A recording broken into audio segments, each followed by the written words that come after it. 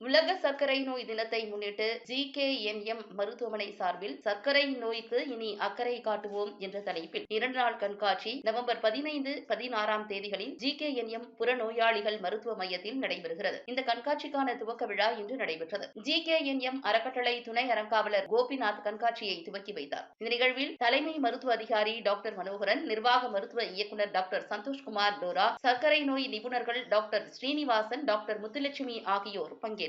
2 நாட்கள் நடைபெறும் இந்த கண்காட்சியில் பிபி, சுகர், பிஎம்ஐ பரிசோதனை, கண் பரிசோதனை, பாத பரிசோதனை, நீரிழிவு மருத்துவர் ஆலோசனை, நீரிழிவு நோய்க்கான மாற்று மருத்துவ, ஆயுர்வேதான், யோகா, நேச்சுரோபதி ஆலோசனை, உணவியல் நிபுணர் ஆலோசனை உள்ளிட்ட ஏராளமான சிறப்பம்சங்கள் இடம்பெறுகின்றன. கண்காட்சியில் பங்கேற்க கட்டணம் ஏதும் வசூலிக்கப்படுவதில்லை என்றும், பங்கேற்பாளர்களுக்கு லக்கி டிரா, ஃபன் கேம்ஸ் ஆகியவையும், மில்லட் ஆரோக்கியமான உணவு செய்முறை புத்தகமும் வழங்கப்படும் என்றும் அறிவிக்கப்பட்டுள்ளது. துவக்க விழாவின் சிறப்பம்சமாக டயபெட் 2.0 எந்திர மனிதன் மூலம் சர்க்கரை நோய் குறித்து பங்கேற்பாளர்களுக்கு விழிப்புணர்வு ஏற்படுத்தப்பட்டது. சர்க்கரை நோய் நிபுணர் டாக்டர் ஸ்ரீனிவாசன் உலக சர்க்கரை நோய் தினத்தின் வரலாற்றை பற்றி எடுத்துரைத்தார். இந்தியாவில் ஆரம்ப காலகட்டத்தில் சர்க்கரை நோய் குறைந்த அளவிலேயே காணப்பட்டதாகவும், மொபைல், தொலைக்காட்சி, கார் உள்ளிட்டவைகளின் வருகைக்கு பிறகு உடல் இயக்கம் குறைந்து தற்போது சர்க்கரை நோயின் அளவு அதிகரித்திருப்பதாகவும் கூறினார். சர்க்கரை நோயை கட்டுப்படுத்த நடைபயிற்சி, உணவு கட்டுப்பாடு உள்ளிட்டவற்றில் கவனம் செலுத்த வேண்டும் என்றும் அறிவுறுத்தினார். டாக்டர் முத்துலட்சுமி கூறுகையில், உலக அளவில் சர்க்கரை நோய் பெரும் பிரச்சனையாக இருந்து வருவதாகவும், இந்தியா